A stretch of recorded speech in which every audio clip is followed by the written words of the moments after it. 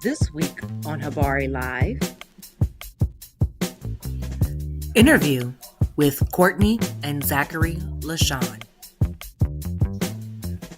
owners of Treat Dreams. Saturday, 10:30 a.m. Tune in on all platforms: Facebook, YouTube, Twitter, and Twitch. Don't miss this episode. We'll be all the way live. Habari Entertainment proudly presents Habari Live. Habari Live. From Phoenix, Arizona. And you're listening to the Habari Live Podcast. The show that brings you news, sports, and entertainment for people who love HabariEntertainment.com. Here are your hosts, Aisha, Jimmy, and Damon Dipleen Ellison. Let's get it going. We are all the way live.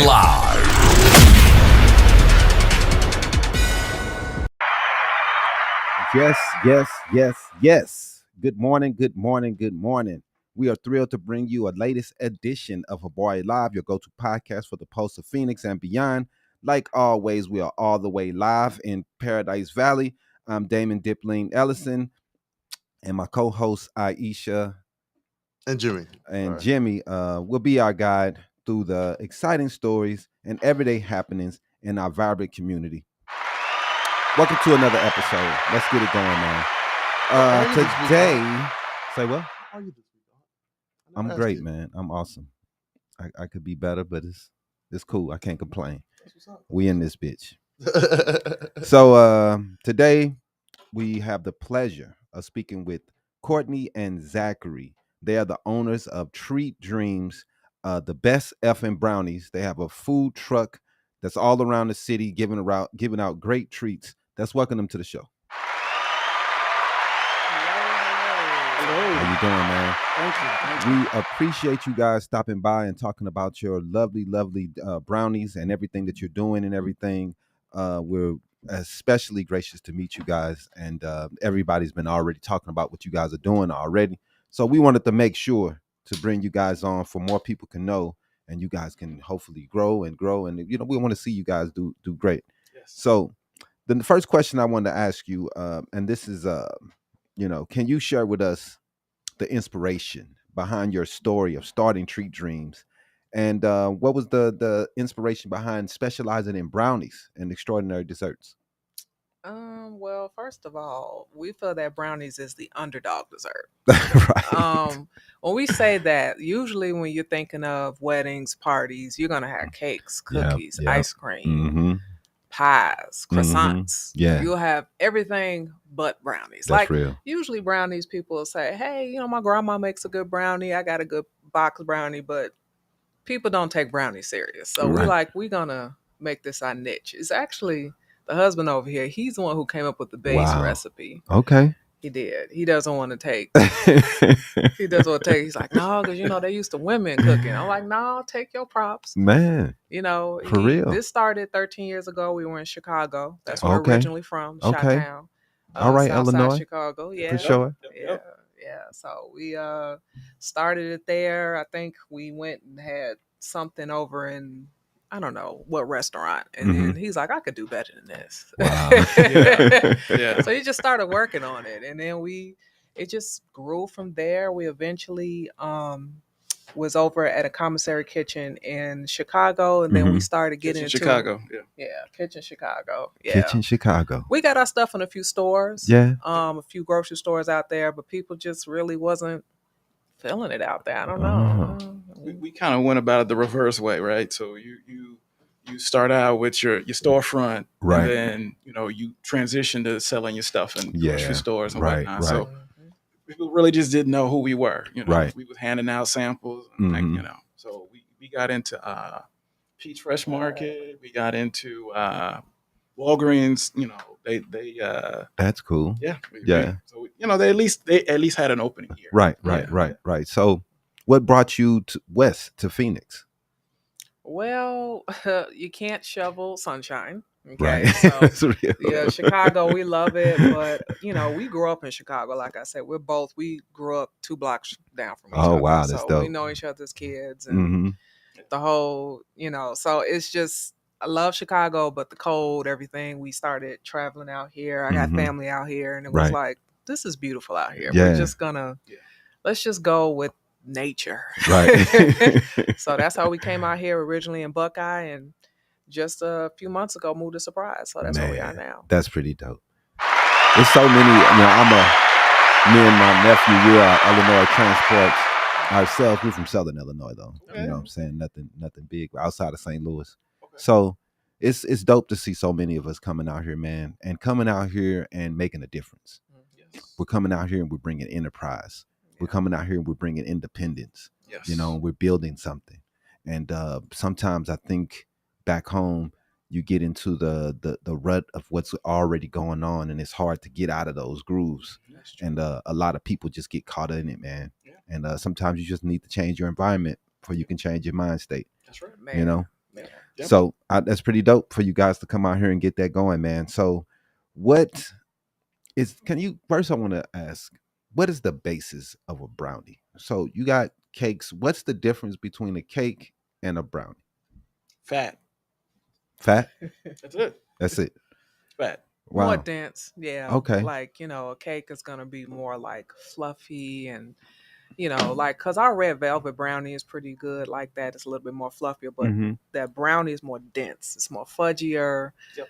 You need oil, you need milk, you need tons of butter, lots of fat, lots of fat to make it rich, because I try to tell people, I think the biggest thing is when people try our brownies, they're like, it's so moist. And I'm like, I'm not selling dog biscuits. I'm selling brownies. Not the cosmic brick stuff. No offense to mom or grandma, but no, that's not what we do. That's the brownies we used to, so they be kind of hard, we like the corner one to be almost break your teeth. No, that's not. See, this is why we're the niche with these brownies. I have to explain to people, no, this is not how brownies should be. You should be able to enjoy your brownies. Okay. Yes. Because, I'm not going to say anything because I can't cook nothing. So I don't even know what I would do to some brownies, bro. I do. I already see. I ain't even tried the box brownies. So what sets Treat Dreams apart from the other bakeries, particularly in terms of your approach to ingredients and baking techniques? I think that because we're sticking with our niche, that I think it keeps us to stand apart, because the question we get all the time is, why just brownies? Like, do you guys do cakes? Do you guys do cookies?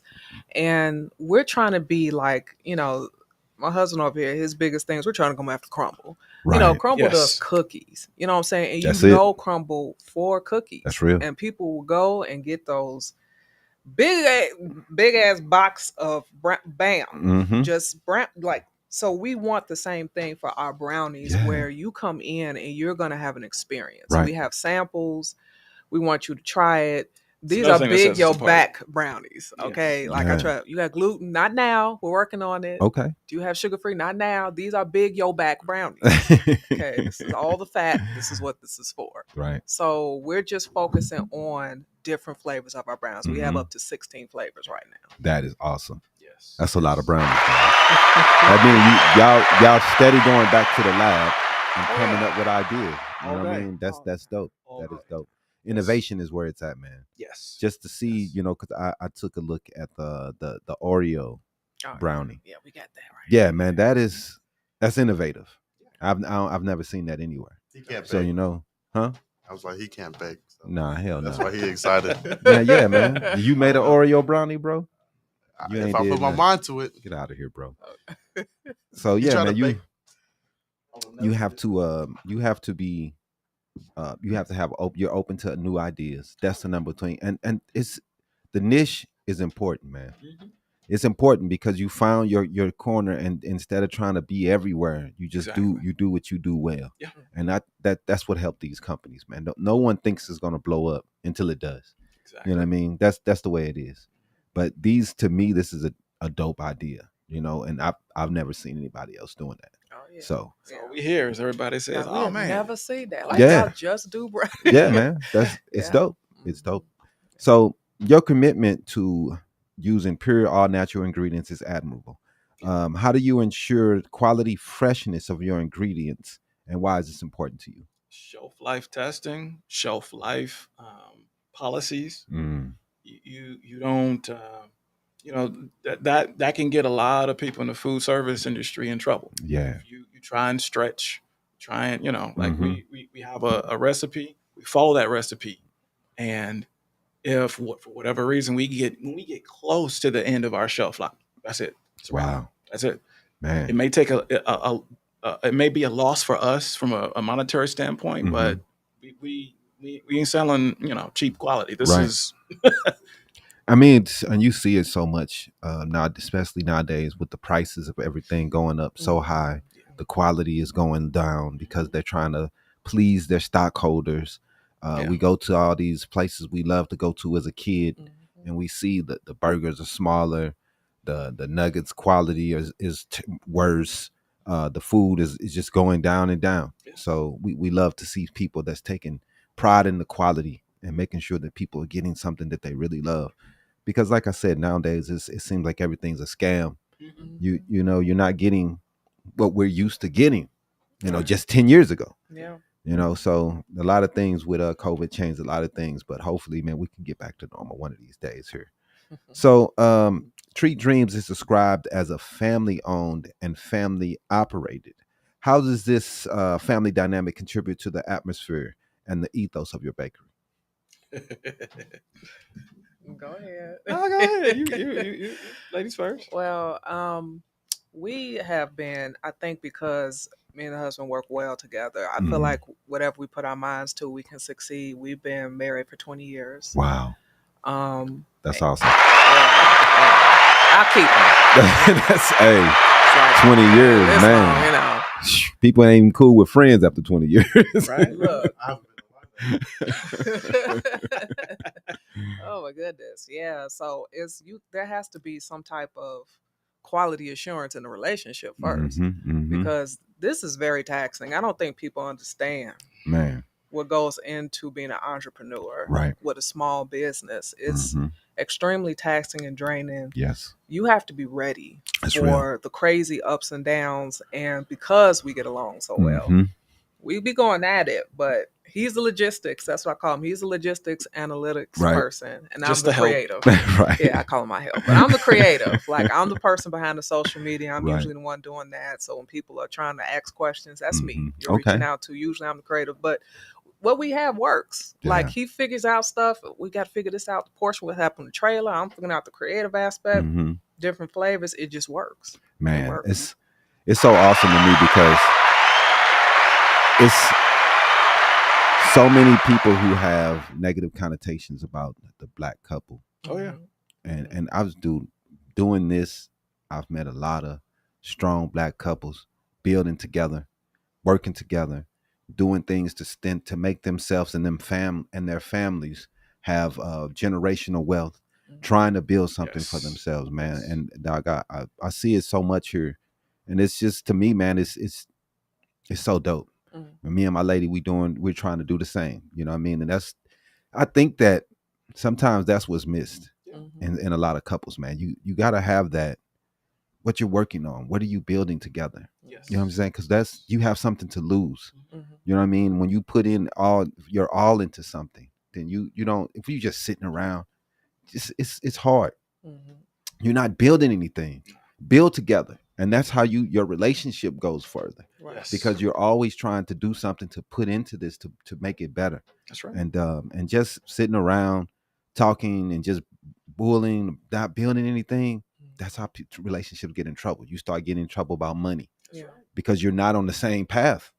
When you're on the same path, it's easier to come to agreements on what we're going to do with money. When you have a couple and they're both on two different things, neither one of them are trying to come together to build something. That's when you run into issues because you're both selfishly looking out for you and not as a couple goals. Right. And Time bomb. So you got to have those couple goals. That's what's dope. Yeah. You building, and that's just, to me, it's just so dope and exciting because so many people look down on what we do. Yeah. And I see so much more inspirational stories that I do this than I ever seen, man, because you got to get out there and meet. They're there. Now everybody else aren't telling these stories. We're telling them, and that's what's dope, to also, because we can't expect them to tell our story. Right. We got to tell our story. That's right. You know what I mean? Did I hear we building, boy? Yes, we are building, boy. Always. So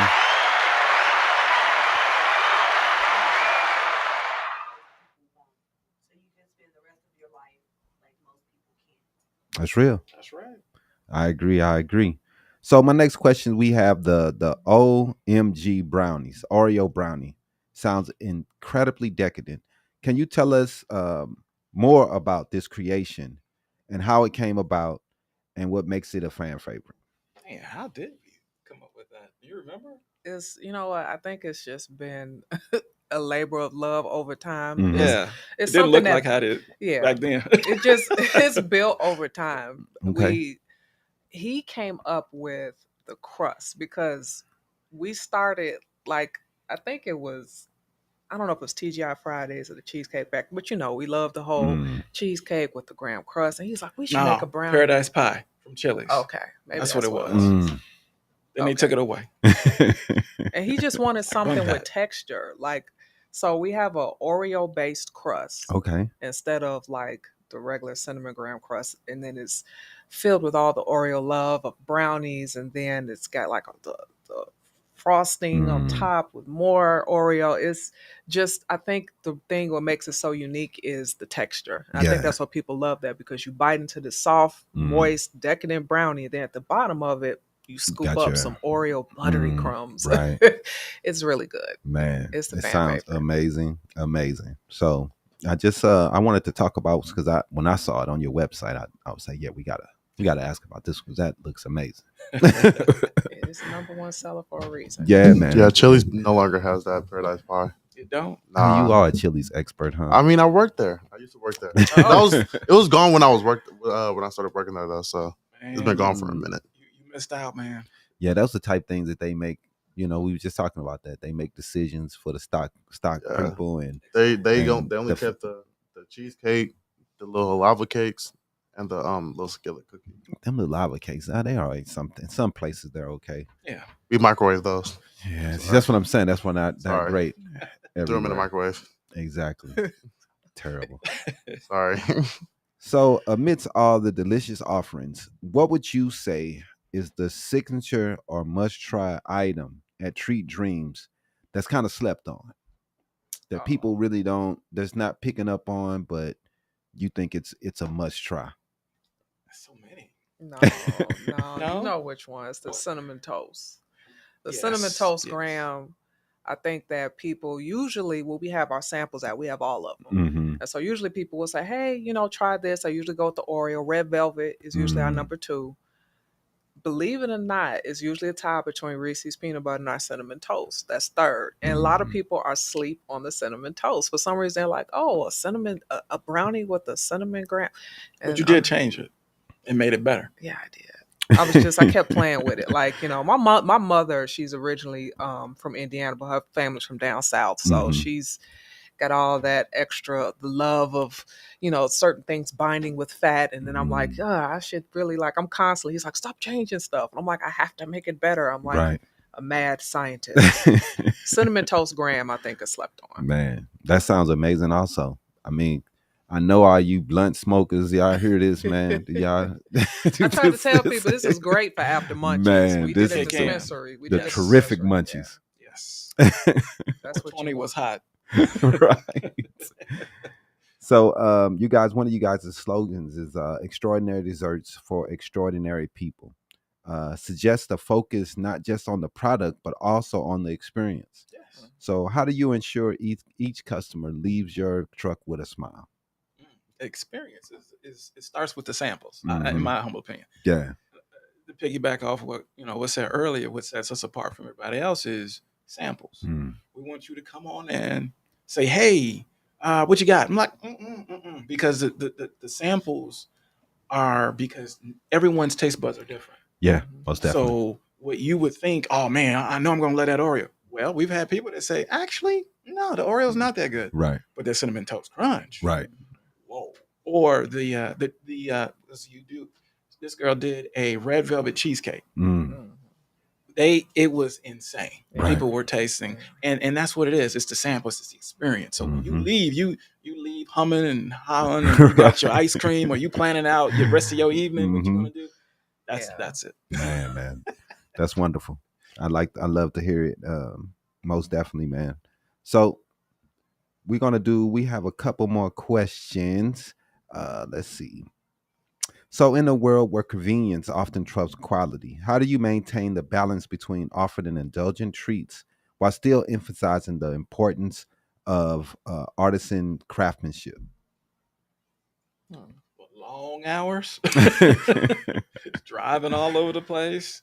Sometimes we've had to ship ship like our raw ingredients from the East Coast. Wow. And that's that, and then trying to time that so that we don't run out, but also so that stuff doesn't go bad. And then because like I said, if it hits that shelf life, that's it. It's done. Right. So it's a lot of prep work, planning, the logistical piece. That's what I do. Right. So what if so far you guys been running your business, everything's been going great. What is some of the biggest obstacles that you've run into so far? Just trying to start everything and trying to get everything going. Where do we begin? We've had some serious, we just got our trailer, passed by Maricopa inspection, everything in February. And it's funny that you mentioned that we were coming over to the 32nd of Greenway, because only 3 weeks ago, I think, we were driving on our way. Somehow a low hanging branch caught our trailer, and goodness. It scratched the side of the top of our trailer. We have to get that repaired, and we're like, we just got the wrap. We just got this wrapped, and we ran into that issue. We just recently had to upgrade our generator. He found out that it couldn't work the air conditioning and keep our refrigerator going. Okay, well, so we were sitting there hot. It was a couple weeks. We were literally just baking, sweating. We just had the door open. Can't do that here. Gotta have the refrigerator open. You got to keep stuff cold. We got our milks and our ice cream. So, I mean, you run into issues. He knows that we've driven around. There's places that we were okay to set up, and then sometimes you run into issues depending on. If you do the gentleman's handshake or, hey, well, now we don't want you setting up here. And so it's really about just finding locations. It is so tough to find locations out here for trailers. And farmers markets, usually those get filled very quickly. The summer times, farmers markets aren't happening as often. It's hot. No, it's hot. It's getting to 120 degrees. Right. So now we have to try to go back into the board and okay, what are we going to do now as far as getting our stuff out there? So we're looking for catering opportunities, churches, schools, graduations. We do it all. Most definitely. And we're not doing a lot of events, but we hope to do events in the future. So we would love to have you guys come out. We will figure some things out, man. Thank you. Thank you. That's what it's about, man. The community, we have to build with each other. And try to make it work. Network and make it work, man. So I know it's been tough trucking, trying to get everything going. I know marketing is tough. So what do you guys do to try to get yourself out there? You got social media, you have other type marketing that you're trying to get to that's very expensive. So what are you guys doing to try to get your name out there and make people know who you are? Well, for now, until the business can truly start to snowball effect and really start to pay the money for itself, I just listen to all the tips of people who have come before me. We're pretty close with the owner of Ace of Wings. He has been very pivotal for us. Shout out to everyone. Big shout to Ace. Him and Jen. They're constantly giving us tips on post this, do it at this time, try it this amount of time, keep engaging every day. They are great. Every day, post every day, so trying to do it in that fashion. We know we need to amp our marketing. That's something we are we're working on. Yeah. But like you said, it's expensive. Definitely. Because the algorithm keeps changing. You Mm-hmm. never know what you have to do to hit your audience. Mm-hmm. So for now, we're just kind of being approachable so that people can know who we are. Okay. Because, I think when you see behind the face of who's doing this, who are you? Yeah. It kind of makes you draw a little bit closer Mm-hmm. to your followers. So we're getting there. Most We're getting definitely. And the number one thing that I always hear, man, it's hard for us, but people want to know your story. there. And you guys have a great story, married 20 years, known each other since kids, and you come up with this idea and just running with that, and then the love and the family traditions, it's that'll be big for you, because to me, that's what most of these, especially restaurants, the food is always built off the family love and the love. Usually it comes from like grandma, because grandma, she taught me and she showed me how to do this. And they tell those stories over and over and over.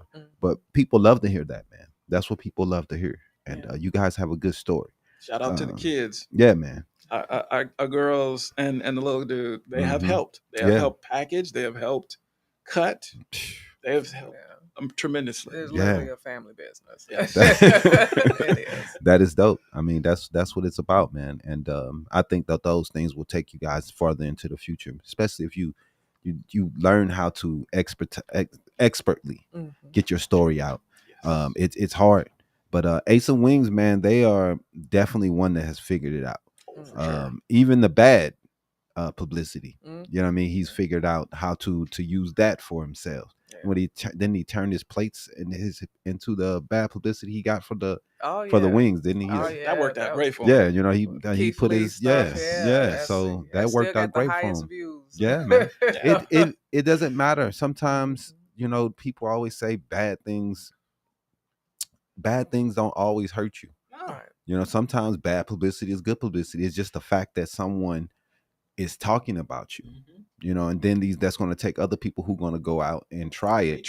Because Keith Lee has different taste buds. He always says he doesn't like sweet. Exactly. So it's other people who may love sweet. Yeah. You know what I mean? That's not his thing. Honey hot and them spade fries. Right. So, man, people love what he's doing. Right. You know what I mean? And before he was there, people love what he's doing, and afterwards they're gonna love what he's doing. So I wouldn't you don't get too high or too low on those things. And I think he did a great job in that situation, man. Because it could have, a lot of people have folded under that pressure. That's right. From Keith Lee. Right. And then they start, going against the customers, talking trash online. So those things you don't want to get into all that. But I think he did a great job of keeping his cool and just laughing and going about his business and running and laughing to the bank, because he's still doing well. Doing great. Yeah, man. So goals. Right, exactly. Real. For sure. Can you share a memorable customer experience or feedback that truly encapsulates what the essence of Treat Dreams is? The sibling incident. Oh, well, go ahead. You can go with it. So when we first got started, Ace invited us out to post up when he was back on Glendale. Yeah. So and this was when we just had our canopy, and we had like a little bin that we used to bring and everything. Like I said, we've been progressing, and so we got to the point where we were handing out the samples, and one customer she sampled the Oreo, she loved it, she got it, and then she went and got her sister a regular schmeckler, and when she went back, who came up? Was it the sister? Or was it her? Or was it the sister? I think it was the sister. So basically, by the time, she was like, "I don't want a regular. I want an Oreo." Right. She was like, "I don't know why she gave me a regular. I wanted the Oreo." Yes. She came back there, so she was like, "Man, I'm sorry. Like, she was like, no, I tasted yours. You should okay. Gas the Here Oreo you go. here for you. Enjoy." We've caused a sibling rivalry. We've had a couple spousal disputes. Someone ate the red velvet out the fridge, and We've had people sneaking to come get brownies. Like, I'm coming for myself because my spouse ate it all. I don't want them to have it, so I'm coming to the truck. Don't tell anybody. Man. Okay, your secret's safe with us. That's what it's about, man. That's what you do it for. Yes, the customers. Yeah, man. That's what you do it for, man. The love. So looking ahead, guys, what's next for Treat Dreams? Are there any new flavors or ventures on the horizon that you're particularly excited about, or anything else that you guys have coming down the pipes? We're always working on new flavors. I'm still trying to get. I know I've been saying it for a while, but I've been trying to get my blondie brownie. I want love it blondies. perfect. Yes, I I love need those. it to be perfect. So it's like I keep same thing. He knows. I find it. It'll taste okay. I'm like It's good. It's great. It's good, but it has to be up to the standards of what I've already have. So Wow. Okay. I'm working on the blondie. We're still trying to really get a good location. We have been on a lot of different platforms on social media asking, hey, we are willing to post up. We pair well, obviously, with treats, with dessert, Right. not the real food. Right. So we always pair good with foods, other Right. foods. So, hey, we are looking for a location. Anybody know? There are a few farmers markets and things and other, I always mess it up. Municipalities. Municipalities, yes, I'm right. always messing it up. Tongue tied. Okay. We've reached out to a lot of them in Peoria, El Mirage, areas over there. I know we probably need to head to the East Valley. Yeah. So, because we have a lot of people like, hey, come over here. We're like, okay, But sure. the valley is huge, though. Yeah, Yes, it is. It's huge. So yeah, man, that sounds dope to me, man. I don't know if you guys have, but I would reach out to Chiba Hut because they just to have some good snacks. They have decent stuff. I don't know if they make all their stuff themselves, but a good brownie there would be dope. At that place. So I don't know, man. It's worth a swing. Okay. So let's take a quick break. Oh yeah, that would be dope too. Yeah, because it's like a lounge where people go and they chill out and smoke and chill. So wherever you can get munchies in front of them guys. Yes, man. Hey, man, you already know. So yeah, let's take a quick break, bro. We'll be back with more with Treat Dreams.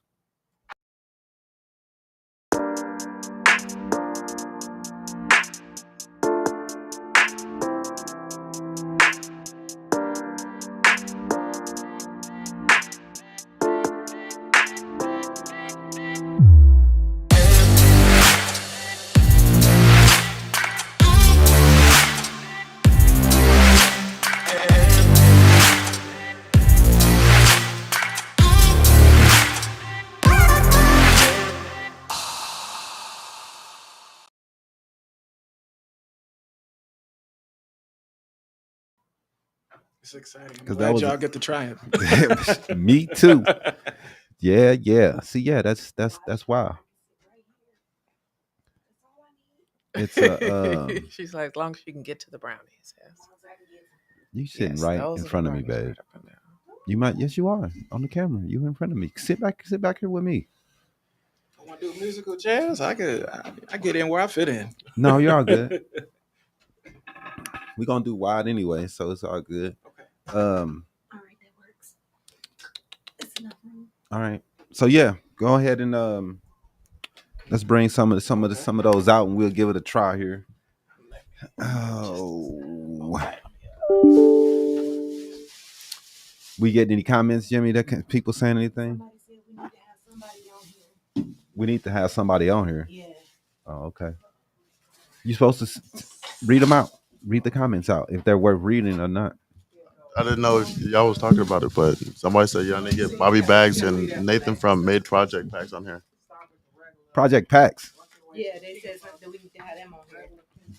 We're cool with Project Packs, them, right? Aren't we? Look, save the. You said go with regular schmegular first. Look at this. Yes. Look, she gonna come right on. Come on, baby. See, I want to try brownie. Try the regular. Work your way to the peanut butter red velvet. Goodness. Yeah. So that's the OMG. This the regular. Huh? Say what? It's enough for everybody. Throw what? Throw in what? Okay. I didn't know what you were talking about. I'm like, you want a brownie? You want what you want? This the red, this the ruby red, this the peanut butter. All right, we're going with regular schmegular first. Hey, look at that. Go ahead, try it. Da, da, da, da, da. Drum roll. Yes. Yo. I ain't never had a brownie taste like that ever. Yeah, it's definitely got some body to it, baby. And it's Yes. so rich. And Oh, lovely. yeah. Wow. Yeah, it's not the normal consistency of a Oh brownie. yeah. Oh no. Exactly. Mm-mm. Oh Look, no. Jimmy all like, Wait, I'm patient. pass it. Yeah, it's really, really, man. It's really. It seems like it has more body than a regular brownie Yeah. does. You know what I mean? Yes. Dense, thick. Is that the regular schmagular first? Look at this. Oh, okay. Say that Oreo. Whatever you want to do. She said the Oreo, say the Oreo went for last. That's what I'm gonna do. baby. Is it good? You know what I mean? Yes. It's good. See, kids Peanut- don't lie. Right, That's nah, right. they They tell the don't. truth. Right, they gonna tell the truth. Peanut butter batter. Oh my goodness, the smell of that is ridiculous, The goal is like a Reese's cup. man. Yo. Oh man, we're so glad we're getting these reactions. Man. This is usually what we do. We try Peanut to butter. change your life, Wow. man. Yes. That's what I That is tell so people. good. I said what I Man. said with this best effing brownies. I meant it. So Trademark. tell us pending. how much No. we coming to up to the truck and we're gonna buy one of these. How much is it for one of these? It's $8. Okay, I know. That's not bad. it's I not know, bad. right? I know. It's a thick, man. It's not little. No. No, it's So not. you know what I'm saying. Oh, You're no. gonna be eating on this for a minute. Oh yeah, and they sit in the refrigerator up to a week, Mm-hmm. and you can freeze them up to 2 months. Yeah, because So this to me is way thicker than a whole platter of those little mhm. trashy brownies. You know what I Yeah. mean? That's right. They don't have that to them like these do. Exactly. So yeah, I think that's a great price for them because you know it's when you buy a cake, you or cookies. Yeah. How much of the man? How much of the what they call it cookies? What kind of cookies are the crumbles? The crumble cookies, For 3 cookies, like $15, it's $20. 15. No, Yeah, for five, it's 15 for five. $15. So you know that's where it's going nowadays. And one, and it's So- like I think it's like $5 for a cookie. 'Cause Yeah. one cookie is $5. Yeah, man, for a cookie. So and then brownie has a lot more. Exactly. You know what I mean? So definitely, man. And it's not. I think it's balanced. Ours are kind of balanced. So Mhm. it's, Whoops. no, that Who red was what? velvet takes it They to didn't, they another. didn't see. I ain't gonna say nothing. hey, you know we will see. No, we will. Great movie. Wow. Yeah. Yeah, that red velvet is good. Man. Yes. Yeah, I know. Yes. Want to try some? Wow. No. So a lot of times red velvet could be like bitter towards Right. the end and that aftertaste. But she Nah, perfected man. that. That is ridiculous. And That is- that was by accident, wasn't it? Yeah. Yeah. Sometimes. icing. Man, Yeah. that's a perfect pairing. Ooh. The icing is perfect, man. And it's not too sweet either. Right. Exactly. Exactly. It's Right. And that's balanced. what the thing is with red velvet. It usually tends to be a little bit too Over the sweet. top. Mm-hmm. You just It's want a perfect, nice man. balance. It's It's just real like- smooth. Yes. Just the balance. Yeah, Just- man. That was so good. I like it. We waiting on you. And I had to tell her, pull rank, like, come on, girl, just let the customers try it. Because she was like, no, we're gonna keep doing it. Hey, what Bernie Mac say? That's nice. Real nice. That's real nice. Man, sir. it's I'm so super smooth, anal, man. Y'all don't know. I'll be like, it has to be perfect. Uh-oh, is this the Oreo? Yes. It's time for some Oreo Woo, brownies now. here we go. She said, Just fine. look at this. Man. Oh, Yeah, the texture is there. Yes. Check I had to smell it. Yes, yes. Yeah, yes. man. Water in her cup. You Oh, want yeah, water? you're going to need that. She said, after that good old brownie, you need some. Need something. You want some more? Oh, okay, there we go. You see that? There we go. Okay. We changed lives. You can give her some. Before she, See, before we she was trying fall to out. get Keith Lee to try this. We was like, oh, man. She don't want to try it. Next go round. Next go round. Yep. Oh, you gotta Yeah, try it man. I'm first. like, what you skipping me for, bro? Look. Yeah, all right. Yep. Now, she said she want as much Oreo flavor in Man. both. Then you Yes. you got brownie on your She got. She all right. Sometimes you gotta wear it. I got to take a second bite on this one. I ain't gonna lie. Look, I done pretty much sack and bit everyone. Brownies. Mm, But they just. Get that bluebell ice cream. man, bro. Oh, the vanilla. Yes. Yeah. Fresh vanilla. That's what we Give do. it to Jimmy. He over there. All right, Ice cream cups. y'all been hyping it up. I need Man. the big back test. It's good, man. Is it worthy? Yeah, it is worth it. It took me a little force to put my fork down in there. I ain't gonna lie. This the pregnant woman's dream. Oh yeah, I've had a lot of different pregnant Yes. women come up here. I bet. Yes. And they be asking, I'm telling There's you. two that we have to make a delivery. Damn.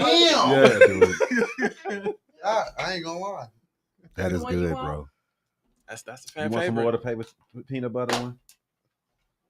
Like, I don't She care. like the Just peanut shovel butter. it in. yes, that Reese's peanut butter. That's that. Yeah, it She went good. over there and picked Oh, the one she wanted. She was like, Nobody says anything. Right. Yeah, man. That is good, man. That's really good, bro.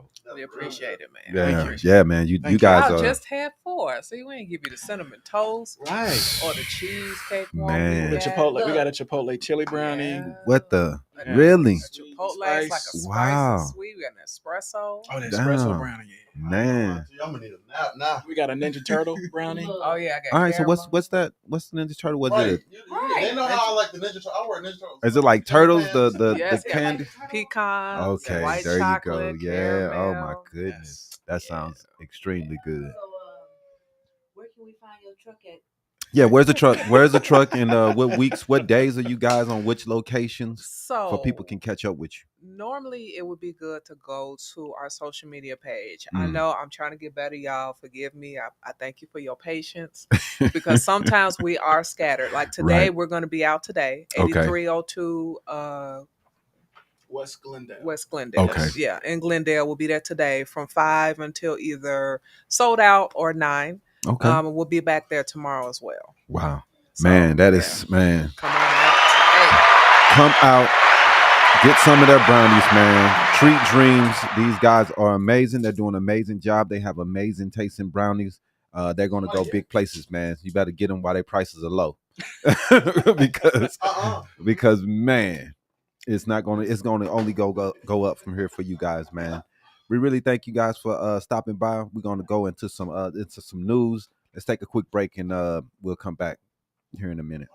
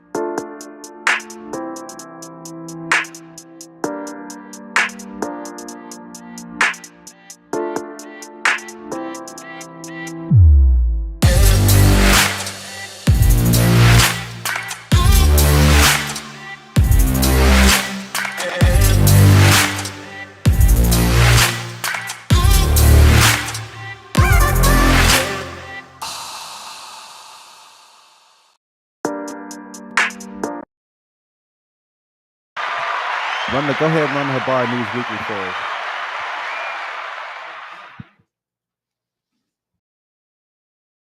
Week's Habari News Weekly with Damon Dipling Ellison. Sponsored by... Thank you. Right on. All right, so we got welcome to Habari News Weekly. It's going to be brought to you by Habari Entertainment. I'm your host, Damon Dipling Ellison. Today, we're going to talk about the latest updates and insightful discussions on the most pressing topics of the week. Like always, from politics to pop culture, we've got you covered with all the news you need to know, delivered with wisdom and a dash of entertainment, like we always do. So, welcome to this week's segment of Habari News Weekly. And today I'm going to go over, let's see what we got. We got some proposed changes for the marijuana laws. The laws, basically what it would do, it would be moved from a Schedule 1 drug where it currently sits alongside substances like heroin and LSD to the less risky Schedule 3 category. This would place it in the same category as prescription drugs as ketamine, steroids, and testosterone, aspirin also. The potential shift in classification has sparked a flurry of debate and discussion across the nation. Advocates argue the reclassification of marijuana would not only acknowledge its medicinal benefits, but also pave the way for future research into potential therapeutic uses. They believe that the current classification as a Schedule 1 drug is outdated, unjust, and especially considering the growing body of evidence supporting its medical efficiency. On the other hand, critics express concerns about the potential implications of reclassification, particularly regarding to public health and safety. Some worry that loosening the restrictions on marijuana could lead to increased accessibility and abuse, especially among vulnerable populations such as youth. Others raise questions about the potential impact on law enforcement and drug enforcement policies because they can't break in and mess with people no more just because their car smell like weed or they smell like weed. Now they can't just mess with you. But here's the kicker to that part. The DEA said they support the reclassification. Yeah, man. Because they're sick of messing with they have to go mess with people about marijuana. And then it's in these little stupid states. You got to think about it. In some states, it's all good, and then in other states across the south, soon as you cross the border, it's bad. Right. So, what do you think they want? They want the same law across the board. They don't want to have to go down here to Alabama and New Orleans, all these places that have no legal marijuana. So they don't want to deal with that stuff, man. They probably smoke. You know what I mean? So people are sick of it, and it comes to the time where these other states, they don't want to do it. I think it's just last week, I think it was Kansas, struck it down. They struck down medical marijuana. So they don't even want it. So something has to be done on the federal level to make these states come to the 21st century, man, because they just want to continue to mess with people about smoking marijuana. It's ignorance. And we know what it is. It's racism. Is messing with poor people for they can have a reason to search your car, for they can have a reason to mess with you and go through your products and see what they can find. Reclassification, it also opens the doors up for additional medical research. Right. And that's what it should be about. We've known for at least 30, 40 years now, we have medical marijuana in most states. Mm-hmm. So we know that this helps. So we definitely need more people seeing exactly how it's helping, what's helping, what we can do to get it to more people. That's the way this should be, instead of trying to just arrest people and put people in prison when alcohol does 10 times the damage that marijuana does. Right. To your body, to drinking and driving, to all the other issues we have with alcohol, which has been legal since forever. Right. So, man, we'll keep you guys updated on everything that's going on with this. I don't believe Biden has signed it into law yet. Not yet. But we're going to keep you guys updated on what goes on with that. And, if you have any questions with it, hit us up with it. You can always give us a call too, man, and we'll talk about it. But I just think that this is something that needs to be done, and it's smart to do this on a federal level for we can get this taken care of, man, for people can stop going to jail for petty offenses of having a joint or having a dime bag back east. I don't think they do dime bags out here. But at the crib, we used to do dime bags. We was broke. Back home, we used to be nickel bags. Yeah, you can get a nickel bag of funk back in the day. Right, back in the day. No more. They like, now. You gotta spend 10. You got $20, bro. You ain't got 20. You don't deserve to smoke. So anyway, the next story we have is the New York Police Department has revealed that approximately 29% of those arrested at the pro-Palestinian protests at Columbia University were not affiliated with the institution. So basically, all week, man, we've been seeing the colleges all across the nation. They're protesting for Palestinians and their plight and what they're going through. We're delving into the recent developments surrounding the NYPD's arrest and the figures amid claims of outside agitators coming into the university. It seems like it's a lot more than the students. We've seen some fights. We've seen some right wing groups come up to these places and make it even worse. I saw a video of a guy jumping around like a monkey in front of a black person. The right wingers are going to make it even worse. But I don't really agree with the protests. Hey, protest all you want, but if people are going to do something to you if things turn violent, which they have started to. People are talking about. At first, I was seeing groups of Palestinians and groups of Israeli Jewish people out there advocating for them to stop the war, stop killing these people. Then you start seeing more and more groups of Palestinians. Then you start seeing Palestinians against Israelis, against Jews, people starting to fight. So, once it start getting into those parameters, then everybody's going to start being against what you guys are doing. You got to keep it peaceful, man. You got to keep it cool. And within your legal boundaries. And at the same time, man, it's just a hard situation, man. You try to be on one side. You want to be on the side of the Palestinians, but at the same time, we know that Hamas is also on the side of the Palestinians. Right. You want to be on the side of the Israelis, the Jews, because they went through something. A whole bunch of people came through and got killed. 1,200 people. Right. So you understand what they're going through. But then they're going a little far overboard with Netanyahu going through these different places, trying to go to Rafah to kill more people. They've blown Gaza off the map pretty much. So you understand what people coming out there and saying, hey, okay, it's time to stop. But I'm also at the point where also Hamas is holding a whole bunch of hostages. So this isn't just a one-way street that we can go down and just say, oh, the Jews are bad. Oh, the Palestinians. It's bad people on both sides who are doing horrible things. You have Zionists who want the land to just be for Jews, and you want people who don't want the Jews there at all. The problem is these people can't come to a consensus and live in the same place, and it's been a problem forever. It's not like it's new. There's been a problem before 1948, which everybody loves to talk about 1948, but it was a problem before then.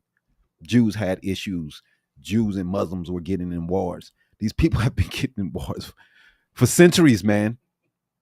And you kids come in and y'all think y'all know what's going on and which side to get on.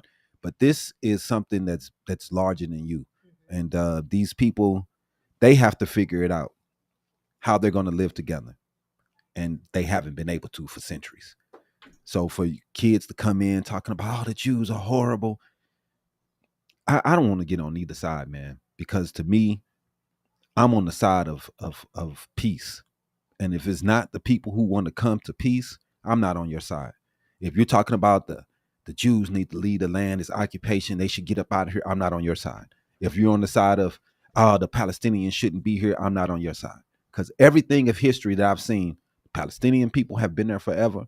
Jewish people have been there forever. So until you people figure it out, I'm not on either side. I'm on the side of peace. So if they can figure out, how to stop shooting each other over this crap, that would be the best way forward for me. And right. The kids out there fighting and everything else, bringing violence, making it worse. That's not what it's about. It's supposed to be about peace. And if you kids are doing anything other than that, people are going to start looking away from your plight. Mm-hmm. Just like I say all the time, my homie at work, we talk about these things outside of work, most definitely. But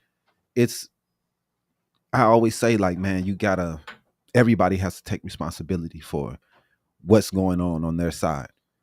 if Hamas has hostages, they have to take responsibility to that. We can't just be like, hey, those guys, they're just trying to keep the peace for their people. Well, hey man, that's a crime. If you do something bad, there should be consequences, just like with anything. Everybody has to be peaceful, man. The Jews going around taking out people from their homes, removing people from places they're not supposed to be. That's wrong. It doesn't matter which side you're on this. If you're doing something to the other side that's wrong, I'm going to be against you. You know what I mean? I think this is a hard situation. It's a hard topic, and it's something that's very difficult to talk about. But it's based in a deep religious faith that both of these people are supposed to belong to this land. It's the Christians at one time they thought that we belonged to that land also, because every religion has something huge that happened in that place that they celebrate and have celebrated for thousands of years. So, man, like I said, man, it's tough, man. This is a long going historic battle that's been going long before they decided to bring the Israelis, the Jews of Germany, into that area. The Jews were already there, bro. They never left. I know it's hard for some people to think those people that were in Europe, they just were people who had moved away from that area, but they still have connections to that area. So, it's hard, man, for people to be like, oh, it's an occupation. How is it an occupation if they are always there? Yes, they are treating people bad. I'm not saying that they aren't, because if you see how the Palestinians have to live there, their license plates, or they have certain numbers on them. It's like a military camp, man, where them people have to live. But then you also say they were doing car bombs. They were doing a lot of crazy stuff. So the Jews tried to put these things in place to try to keep themselves safe. So it's no straight answer, man. There's no good answer in this. All the people are going to have to someday come together and figure out peace. That's the only thing, man. I'm not getting on the sides, because I think both sides are on something, man. And some people just want to see execution and extinguish of the whole group, and that's the people that need to get out of power. And hopefully they can figure that out, man. But hopefully, we've seen the Colombian president. I think her name was Monishi Shafik, and she was commented on some of the incidents, stating that the protesters crossed the line by occupying Hamilton Hall, and the police did have to come and break it up. They arrested a lot of people. They said 2,100 individuals have been arrested during pro-Palestinian protests at college campuses within the weeks. Law enforcement responses have been varied. Some schools have been able to come to a peaceful agreement with the students. Some have had the police called. Some have brought in riot gear, tactical vehicles, and flash bomb devices, and some have been a little bit more respectful to disperse the crowds. So it hasn't been the same in every city. Some cities are crazier than others, and they use force faster than others. But fortunately, there has been no reported injuries, but the incident has raised questions about the use of force and escalation of tensions during these protests. We did have a gun go off in Colombia. They said it was a mistake. It was one of the officers. Yeah, one of his gun did go off. So we have to. I don't know, man. I hope they are in discussions right now of creating a ceasefire. I think they've been doing that for a week. I think they're talking about a 10-day ceasefire or something like that. Something like that, yeah. A 10-week, something like that. So hopefully the ceasefire goes through and they can figure out how to get this peace discussions going further, man. We will bring you any more updates on this and the protests and everything next week.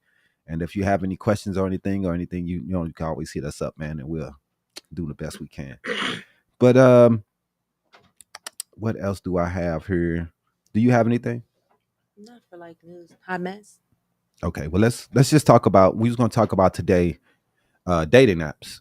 I know most of us have been in relationships for a long time, but dating apps have revolutionized the way people meet and connect with potential partners. They offer convenience, accessibility, and seemingly endless options, but the benefit that surface lies a darker side where the quest for love can sometimes turn into a nightmare. We've all heard the stories, the tragic tales of women who meet people online, and they become their demise. Someone These heartbreaking incidents serves as a chilling reminder of the dangers that lurk behind the screen when meeting people online. But it's not just physical harm that individuals need to worry about. Scammers, they prey on vulnerable individuals, exploiting their trust and emotions for financial gain. People lie about their intentions, their identities, and even their relationship status, leading to heartbreak and betrayal. And then there's the issue of safety. Meeting a stranger from the internet can put you at risk, robbery, assault, or even worse. We got hackers in the shadows. We got everything ready to exploit on any vulnerabilities in your online profiles and personal information. But perhaps the most insidious aspect of dating apps is the emotional toll they can take. Rejection is inevitable part of the dating process, but in the world of online dating, it can feel like especially cruel when you're being ghosted by someone that's suddenly cut off without explanation, and that can leave scars that never heal.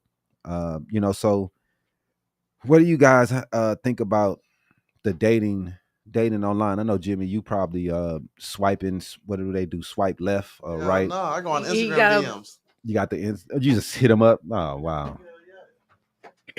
I got another person. You're probably not desperate enough to get the apps yet since you're just 19. That's once you get in your 20s and you're working and you don't have time. There's a lot of people I went to school with. They be on the dating apps. A lot of people be dating. Yeah. I think the new one is Bumble, That's not new. There's a newer one. Hinge. Yeah, Yeah, I think Hinge. that's the newer one. Hinge. That one's been out for a while. Oh, I don't know, man. You know what I'm saying? I mean, they got a whole lot of them. Right. A whole lot. It's crazy. And to me, man, even when I was before we met, and I would go and try to be on there. To me, it was just a lot of bots. Most of them were. That's literally what I thought it was. So nobody. It's not real. It's not real. Fake And then, people. And then you do meet people, and I've been scammed. Unfortunately, Catfished. I've been catfished. I've seen it all, man. And I wasn't even dating online that long, so I know it's gotten even worse.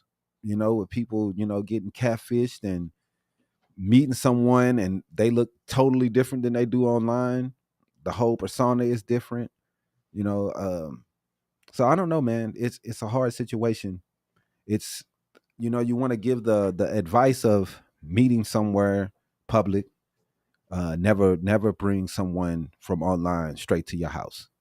If you don't That's know where them, those good old coffee dates come in. yeah, man. Meet somewhere public before you McDonald's or some restaurant or fast food or something, man. Gas station, wherever. Don't bring this person straight to your house. Never go to a hotel room and meet these people. If you're gonna meet somewhere very public, man. And if you can, bring a friend along. If you can't, like I said, be somewhere where you are comfortable and maybe that people. You know what I'm saying? You can't you just can't think that everybody has good intentions, man, because some people do not. And we can't do anything about that because unfortunately there's just people out there that they just POSs. Yep. You know what I'm saying? So you got to protect yourself, man. So when you navigate these treacherous waters of dating apps, let's remember to stay vigilant, to trust our instincts, and to prioritize our safety above all else. Because while love may be just a swipe away, so too are dangers that lurk in the digital realm. Stay safe out there and remember you are worthy of love and respect, both online and off. And I always think too, man, it's better to meet someone in person, man. You online is just fabricated. These people aren't real. They're not being their real selves. They're playing a part. You know what I mean? And sometimes you have to meet that person in real life to realize that they're just playing a part. That's not their online persona is not really who they are. So it's tough, man. I wouldn't trade places with these young cats right now at all, man. I mean, dude, it's crazy.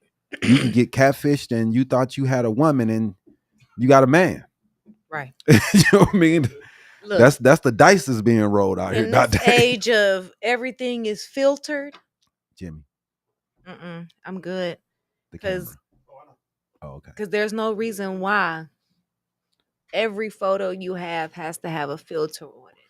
Well, I mean, so whatever filter you have on your pictures, we can already guarantee you don't look like that when well, you're in until real we life. until we get filters in real life, then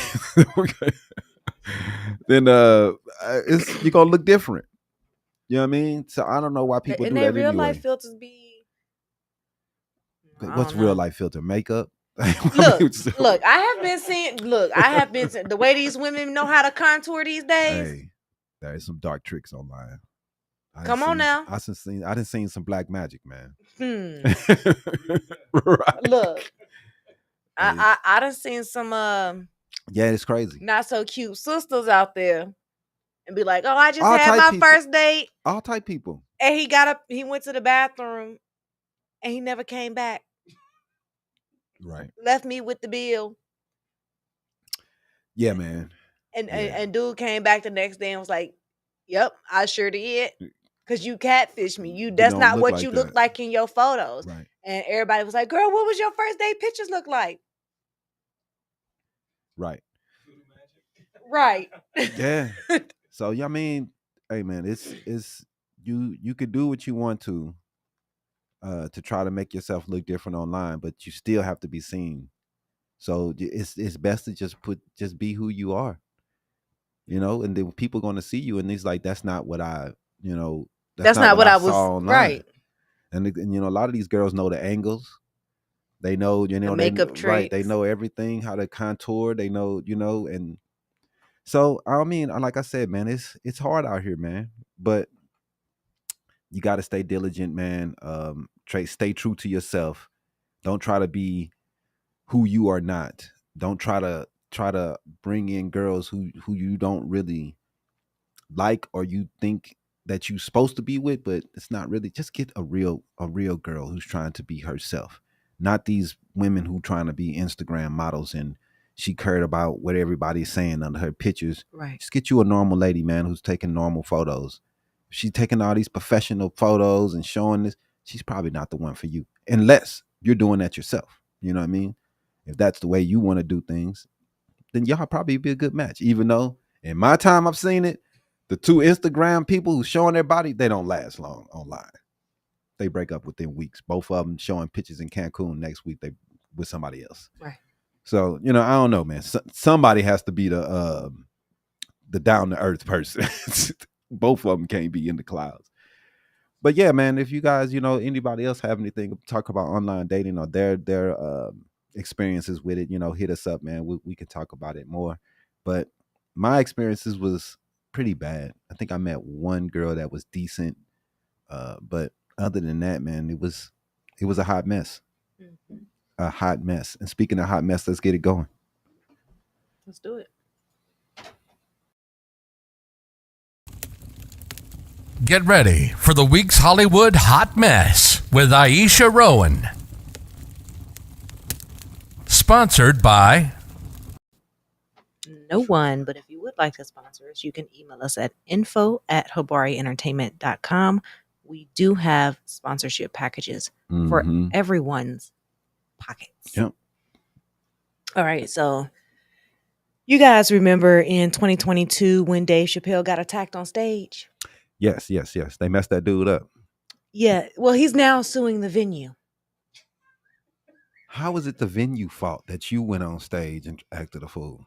He's now suing the venue, and it's Associated Security. So the security company that was working that night. Dave Chappelle?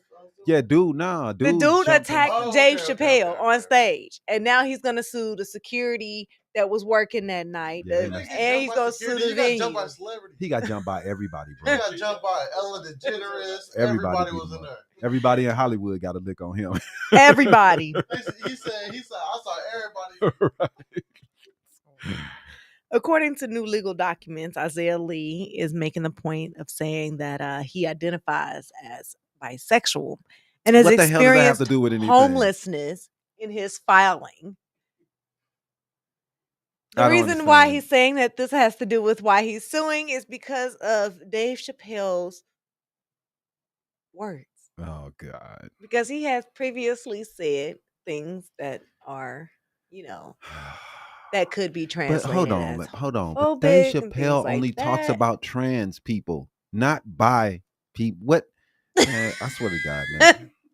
He said he got the most star-packed ass whooping. He got the most star-packed ass whooping. There you go. Oh my God. He said he rushed the stage to tackle Dave as a protest against jokes that Dave Chappelle was saying that evening during his show. And he said that the venue's security team brutally beat him after he tackled Dave Chappelle, allegedly spitting on him and dislocating his elbow. Yeah, purposely. Dislocating. They messed that dude up. His arm was turned around. It was bad. I think it was Jamie Foxx. Yeah, Jamie Foxx. Yeah, man. He said, Ellen DeGeneres and the baby was hitting him with tag team elbows. I don't know. Man, he said he claims that the team allowed Chappelle's entourage to beat him up as well. Everybody beat that man up. The plaintiff also claimed that the venue knew about Dave's propensity for telling offensive jokes and should have taken action to prevent potential harm caused by said jokes. That's ridiculous. That's the worst case I ever heard in my life. That's like I saw so many shoes up there. I can't even be a sneakerhead no more. He said, I thought there was a centipede up there. Man. But look, I also heard Dave Chappelle was saying that why didn't they come like that for Chris Rock? Right. But anyway. He's also saying that he's suing for negligent security and battery. Mm-hmm. Claiming he suffered from back injuries, loss of mobility, and the aforementioned dislocated elbow. Yeah, I bet that hurt. As well as additional medical issues. Yeah. Sorry, bro, you shouldn't have attacked. He even said the ghost of Charlie Murphy was up there beating his ass. Dog. And they said that they said that his weapon of choice was a knife-shaped gun. Right. And he's saying that it fell out of his pocket. He didn't use it in the actual attack. It don't even matter. You attack somebody on stage, bro. Yeah. That's why you got the hot mess. You because how you gonna sue the venue after the fact? You made this decision. Yeah, man, that's pure ignorance, dog. I'm not the assailant. I'm the victim. Right. No, sir. You started out as the assailant, but you ended up as the victim because of your actions. You started it, but they finished it. Right. Finish him. I don't know what he was thinking about, man, but that was a bad decision, man. Very bad. Right. It really does. Jeezy firing back at his estranged wife, Jeannie Mae. This has just been a mess, man. This whole divorce has just been a mess. And, he's claiming that Jeannie is out to smear him because he didn't want to have a second child with her. Alleging that she's out for revenge because he didn't want to say he didn't want to have a second kid. I mean, when you're rich, this is the type of stuff you argue about. It's so stupid. They couldn't come together and just figure out something to do on this situation. Look, I saw this, ignorant. And then this morning I saw a story where it was a NBA player. He left his fiance at the altar because she did not sign the prenup. Yeah, Steven Jackson. Mm-hmm. Yeah, he did that. And prior to them getting married, she agreed to doing the prenup. Yeah, but then she wanted to back out of it. And she wanted a different officiant to officiate the wedding, who was against if you come prenups. You come to that agreement and they back out, you definitely have to. That's why you got left at the altar, lady. Right. Sorry. Right. It's not. That's gold digger tendencies. Exactly, and that's why she got. That's Mhm. why everybody was Right. clowning her for that. That's definitely. But Jeezy said he filed new legal docs in his divorce case with Jeannie, and he's offering a firm defense to Jeannie's bombshell claims from last week, in which she alleges that Jeezy was reckless and abusive, and that he'd gotten physical on at least one occasion. Oh, just once. Right. Well, yeah. I mean, lady, you've already kept his kid away from him for 2 months. I mean, you relationships are physical, man. I ain't saying you physically gonna. But beat you the can't mess keep out that somebody. man kids away But from if him. if you're breaking up, things. I'm not saying hitting each other, but it's gonna be some physical. She probably gonna throw a plant at you or two. It's gonna escalate. So we all Depending been on there. who asked for the divorce. Right. Oh, Somebody gonna get some. Right. Have something thrown at their head. It's gonna go down. You know what I mean? Especially if somebody was still in love. You know? Right. And that person who was scorned is gonna be upset. You know, Real upset. And it doesn't sound like they mutually came to this agreement. It really doesn't. Because they're fighting about everything. Everything. So I don't know who gets the baby, when they get the Right. baby. Who goes where, when, how. That's why, man, you don't rush into marriage. Take your time, man.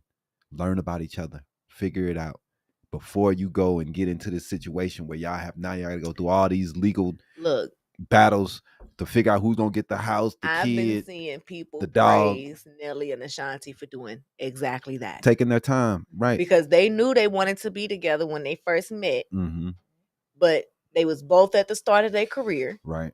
And they didn't want to have one or the other put their career off to be in a relationship that fast. I mean, every relationship is different, man. So, you just got to do what's best for you. Whatever's best for you. Don't take pressures from outside people. Just do what's best for you, man. And don't worry about what other people think. Do you. But with Jeezy and his and Jeannie Mae, come on now. Yeah, they're y'all fighting because I want another kid. I don't want another kid. Grow up. Right. Figure it out, man. Grow up. Figure it out. All right, man. Let's go into this. We got another story for Hollywood Hot Mess this weekend. We got some hip hop news. We got the Drake and Kendrick Lamar beef. So we're gonna dive deep into the latest developments of the latest beef in the rap game. We're dissecting the explosive feud between the two titans of the genre. They're not in the same genre, man. They really not. Drake is a R&B / rapper. He's not a rapper, bro. Right. So the war of words have escalated to new heights with simultaneously releases diss tracks Family Matters by Drake and Meet the Grams by Kendrick Lamar. Both track pull out no punches, delving into the personal territory and reigniting the rivalry between the two rap heavyweights. Drake kicks off the verbal sparring with Family Matters, taking aim at Lamar's personal life with biting lyrics and clever wordplay, from references to Lamar's fiancée, Whitney Alford, to digs at her mixed heritage and relationship choices. His mix, my bad. Drake leaves no stone unturned in his 7-minute onslaught. He even addresses the controversy surrounding the use of AI from Tupac, alleged that Lamar played a role in the legal action taken against him by Tupac's estate. And that's one thing I want to say too. A lot of people have been posting that the guy who's the lawyer is the owner of Tupac's estate. No, he just runs Tupac's estate. His sister is the owner of the estate. If people don't know, this man runs it. He is being sued by Tupac's sister for taking $5 million from the estate that he wasn't supposed to take. So they're going to court, and Tupac's sister will be leading that. The guy is who told Drake to take it down. It's just the lawyer over the estate. I know some people was getting that confused, but so not one to back down. Kendrick Lamar fires back with Meet the Grams, a track filled with scathing verses directed at Drake's family members, including his son Adonis, his mother Sandra, and the father Dennis. Lamar doesn't hold back, questioning Drake's ability to be a responsible father figure and expressing regret for Adonis having Drake as a father, man. Them boys hitting low, man. Goodness. They hitting all types below the belt. Man. Right. Hey, I ain't gonna lie, they both throwing haymakers at each other. Man, Drake's soft. Anyway. Drake saying some stuff too. He was like, he has said some crazy stuff, man. Like, but talk about how Kendrick Lamar beats on his wife and all that. Man, yeah, it's getting weak personal. You know, I don't like the personal that they're getting. It's kind of whack. But whatever. The intensity of the feud is palatable, which with each rapper delivering blistering rhymes and personal attacks that cut deep, very deep. As fans eagerly await the next move in this high-stakes battle, one thing is clear: the rivalry between Drake and Kendrick Lamar shows no signs of cooling down anytime soon. Join us next time, and we continue to follow the drama, the music, and the cultures shaping the world of hip-hop. Until then, keep your ears to the streets and stay tuned for more updates from Habari Live. So, man, you know they're doing their thing, man. They're a lot of people are talking about it, so that's what matters. And I think what's the one his last diss is like number one. It's like number one right now. Kendrick's last diss, the 616. The 616. Yeah. It's like number one, and people are really listening to that. They both was going back to back to back. Right, and they're within like an hour. They're releasing them fast. Within like an hour. Right. So Drake dropped one. Then Kendrick dropped one literally 30 minutes. Right. It's like, damn. Yeah, man. This new age man stuff. You know, back in the day, we had to wait a year for this to come back. This album to come back. You know what I'm saying? They had to go to the. Yeah, digital, man. The digital age. Clip of LeBron and 2 Chainz. He was like, you know what? There go 2 more for y'all. That's what Kendrick was like. Man, it's crazy, man. So let's do the 2 quick segments with the comic books and the sports, and then we're gonna get up out of here, man. Run the comic book sports in the game. Run the sports fast first, I guess.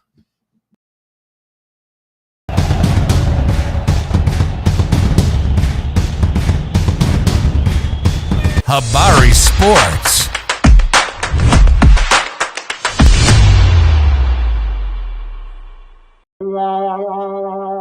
Well, the Suns went home. Season over. Super team didn't work out. We got super beat up. Super swept. We super suck. I was talking to Zach yesterday. I was like, damn. It's like, yeah, how the Suns doing? Shit, they must be doing good at home.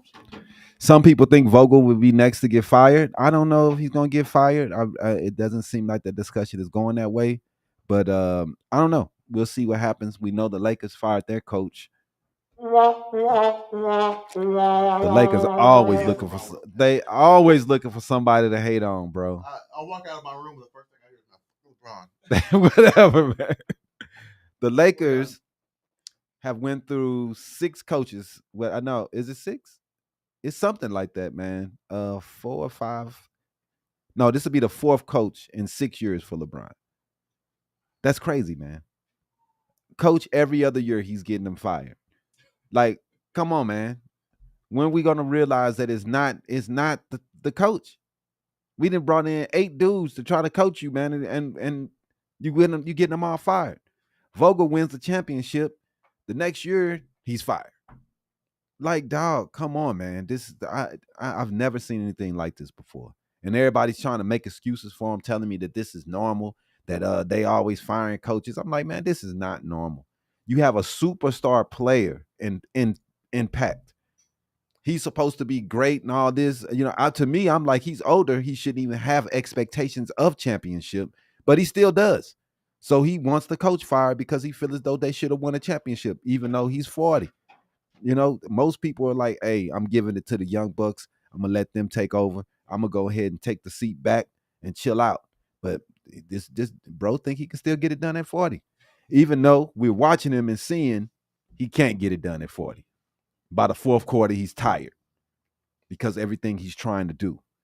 You know what I mean? So I just, I disagree with it. I thought Ham did a decent enough job leading the team, but we'll see, man.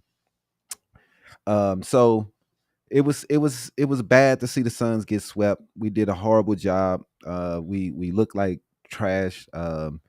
Fans and analysts alike were left reeling as the Suns' performance on the court faltered, with glorifying deficiencies in rebounding and point guard play, plaguing their chances at victory. And then the owner comes out and says, we're going to run this same starting five back again. Like, dog, no, we can't. Kevin Durant cannot rebound. I don't care what nobody says, man. The bro is not a rebounder. He's not. I understand he's 7 foot, 6'11", whatever you want to call him. He can't rebound though. He's too skinny. He's too little. We need to get somebody that's gonna go down there and get some rebounds, like Gordon from Denver. We need somebody with a big body. He can't body with these cats. Karl Anthony Towns, he was just taking that dude wherever he wants to. He too little. We need someone big at that position. Put Durant back at the small. Bring your one boy off the bench. We just can't do it, man. This small team is not gonna get it done.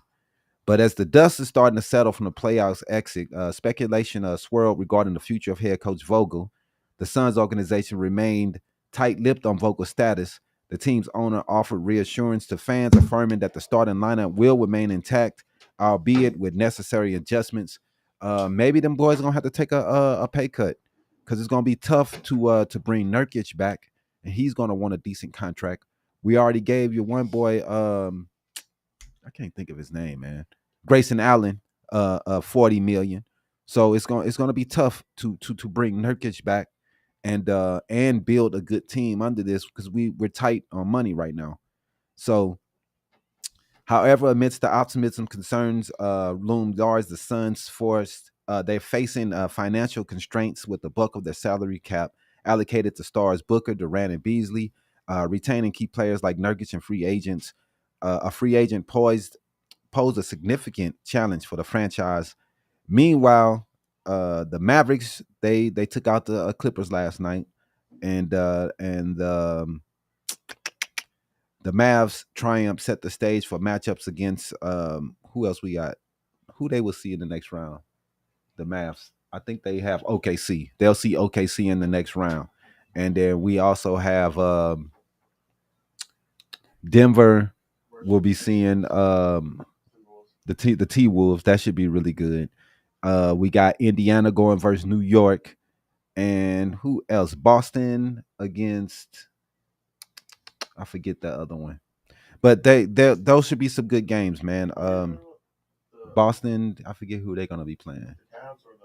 Oh, yeah. They're going to game 7 because I think Orlando forced the game 7. The Magic they're big team. Man. I mean, well, Donovan Mitchell scored 50 points to the whole team. Yeah. Everybody else on the team scored 46. They I don't know, man. I don't like their offense, man. They just sit around and wait for Garland and Mitchell to do something, and the rest of the team just standing there. So I don't really like their offense at all. I think Jared Allen, I don't know if he's out for the entire playoffs, but that's a big loss for Cleveland because I didn't see him coming to the court at all last night.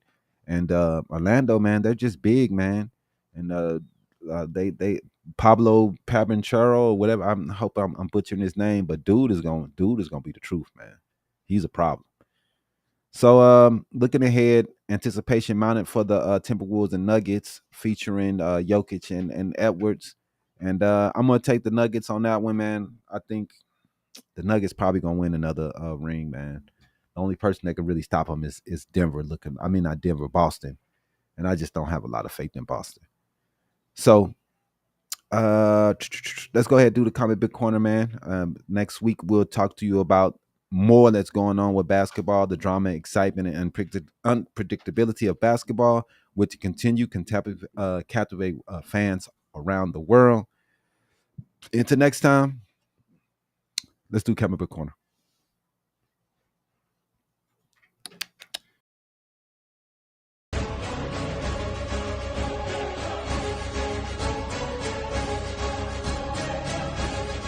Comic Book Corner, sponsored by. We're going to take a deep dive into the latest episode, storylines, and developments from your favorite animated series and comic book adaptations. Today, we're breaking down the latest episode of X-Men 97, unraveling the mysteries, revelations, and jaw-dropping moments it brought to the screen. Pretty dope episode, man. I can't say I haven't seen anything this good in a long time, man. Episode 8 of X-Men 97 titled Tolerance's Existence. The stakes reach a fever pitch. I want to say before I go on, spoilers.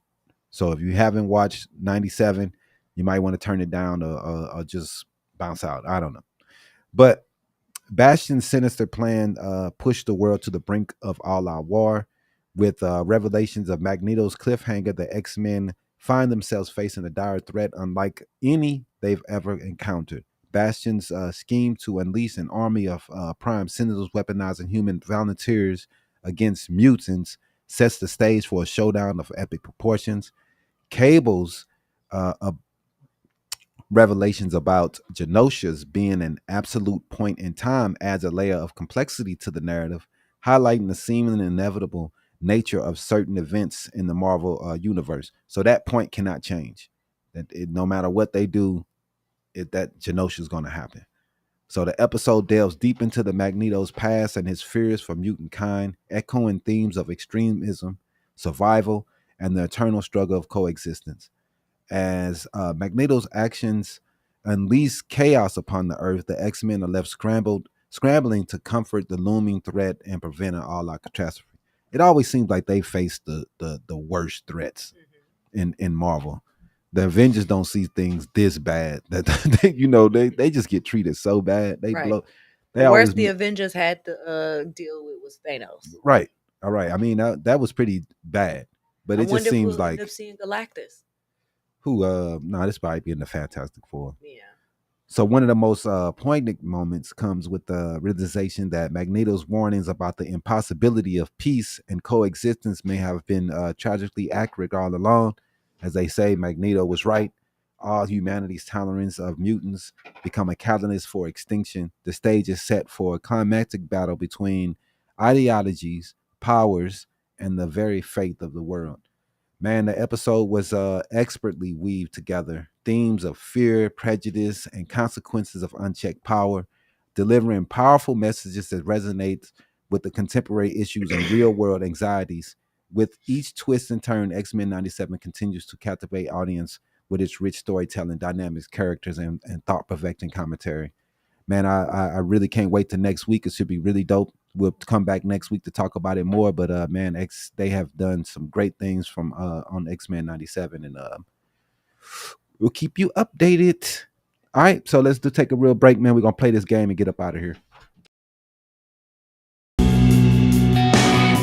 Let's get ready to play trivia for Loot. Sponsored by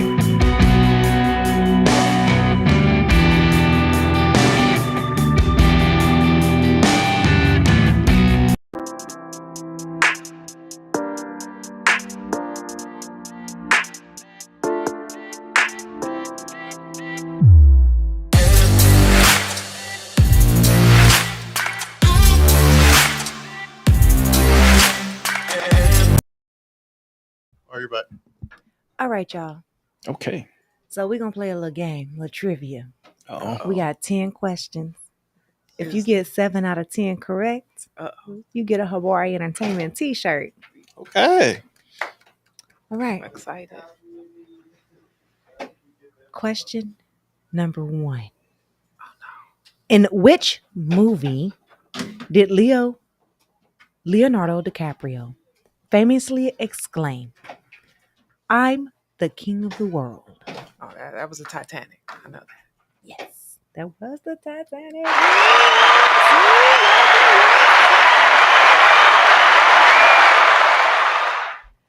All right.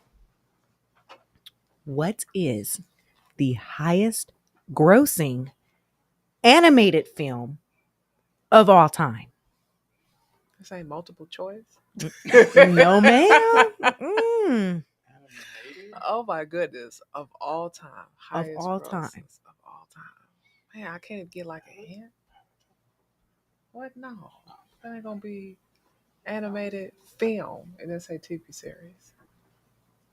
Is this a time? Are we on a time crunch? Let me see. All right, hold on. I'm thinking. Highest grossing animated film of all time. All time. Okay, I'm gonna guess. I'm gonna say Lion King. I don't know. It is not. Wait, let me take a guess. Is it one of the Is it like Into the Spider-Verse, Across the Spider-Verse? Avatar? Toy Story? No. It's probably something only little girls like. It's Frozen. Oh, Frozen. I forgot about that movie. And not just Frozen. It's the Frozen 2. Frozen 2. Oh, no, I would have never guessed that. See, yeah, no, I would have never guessed that either because I barely watched the first one. Oh, yeah. They hear the girls sing that all the time. Let Right. it go, let it go. Who won the Academy Award for Best Actor for his role in The Revenant? Leonardo DiCaprio. I love him. Yes, yes. Absolutely.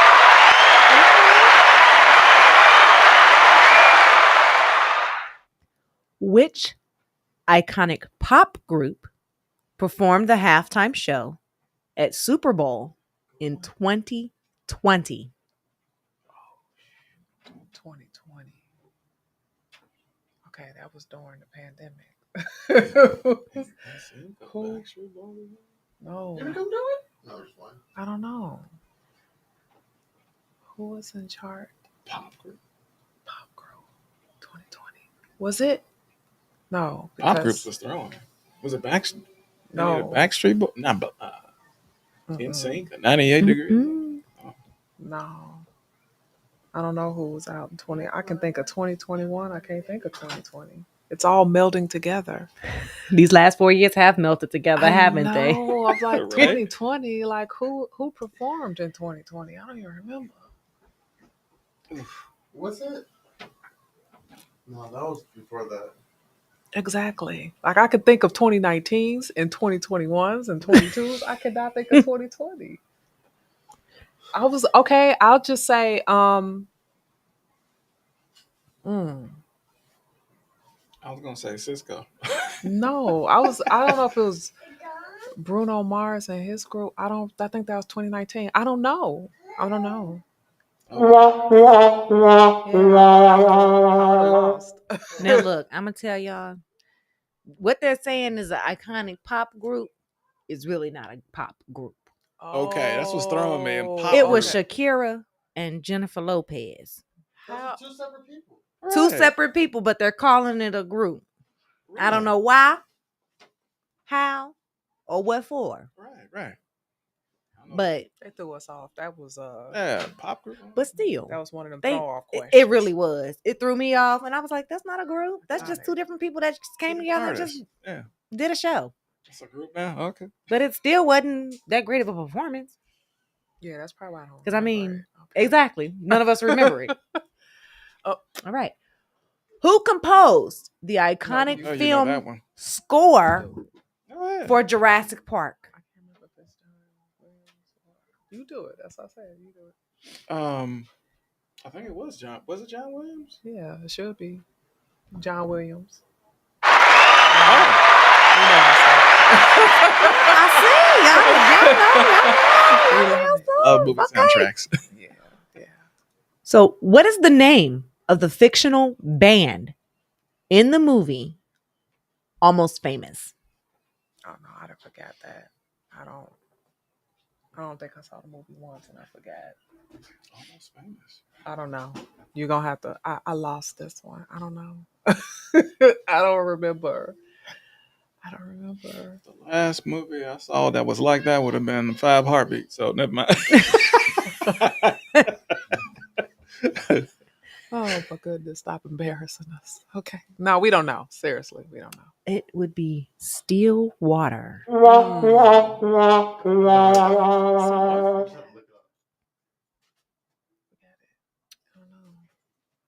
Which movie musical features the songs The Sound of Music and My Favorite Things? The musical. Looking for me to answer it. It is the isn't the movie The Sound of Music? I thought. Okay, wait, stop. I know this musical very much. We just watched it. I love those songs. It should. I Just believe say it The is Sound The of Sound of Music. Yeah, the movie is The Sound of Music. I'm second guessing myself. It's really not helping you today. 1965. Lord have mercy. The 1900s. Ooh, that's a long. Ooh. It was a long time ago. But who played the role of Edward I gotta know Scissorhands this one. in the 1990 film directed by Tim Burton? One of my very much crushes, Johnny Depp. Yeah. She do love her some Johnny Depp. Look, she trying to get her T-shirt today, okay? For real, I want She my trying to t-shirt. get her T-shirt. I want my T-shirt. All right. We are down to our last 2 questions. I hope you can answer this one. Really? Which Can I artist just press it? Can I just press it already? released the album Thriller in 1982, Wait. which became the best-selling album Oh, of all time? Michael Jackson? look at the question. Which artist released the album Thriller in 1982? It became the best-selling album of all time. Wait, technically it's the second. It's second now. Yeah. It's the second best-selling album. Oh, Off the Wall. Yeah. Now, the number one now is the Eagles. The Eagles passed Michael Jackson like a couple years ago. Interesting. It took them 40 years. That album been out for like 70 years. Right. Last and final question. What is the name of the song that won the Academy Award for Best Original Song in 2019, featured in the movie A Star is Born? Yeah, I'm about to say you. Yeah, you want just to take it away. Right. Exactly, because I do not know the name. I mean, I would have. No, I don't know the Throw name it out of the there. song. I would not know. I didn't watch A Star is Born. I should have. Don't worry, I didn't watch it either. See, I don't know. You're just setting us up for failure. Look, I set myself up for failure half of the time. So, I mean, No, I don't know. I'm gonna have. I think I know what it is though. I think no, you don't. You I over think I there do. cheating. I'm not. Isabella used to watch this movie. Okay. Look, I'm listening to. I'm Mama's curious. got it on. No, see, yeah. I think I know what it is though. I don't know. See, I would have prepared. I would have. No, I don't know.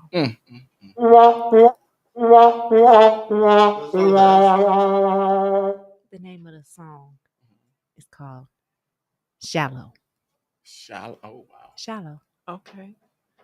I didn't know it either because I never watched the movie and I don't think I've even heard the song. So I wouldn't have been able to be very much help in providing any sort of hints or anything. Oh, like yeah. that. So So, that's how that worked. Okay. Well, I mean, yeah, threw it out it is there. what it is. Here's right? what it is. Thank you guys for playing. We do appreciate it.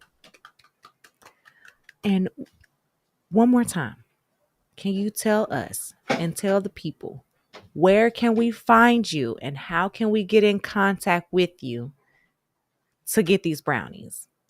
Well, the best delicious thing you brownies. can do, yes. The best effing brownies. That's right. Make sure you We- follow our social media page, Treat Dreams Inc. We're on Facebook. We are on Instagram. We usually will post something weekly to let you know. More than likely, we're definitely going to be posting up over the weekend. So just check our page. We will let you know. Look on those days where we're going to be in the times. That's your best bet. Awesome. And we thank you both for coming in Thank you. and Thank being you. a part of our platform. Yes. Peace out. We're going to go ahead and get on out of here today. Thank you, guys. Peace. Holla, holla. Thank you. She does talk So, slow. I don't care. She said she's.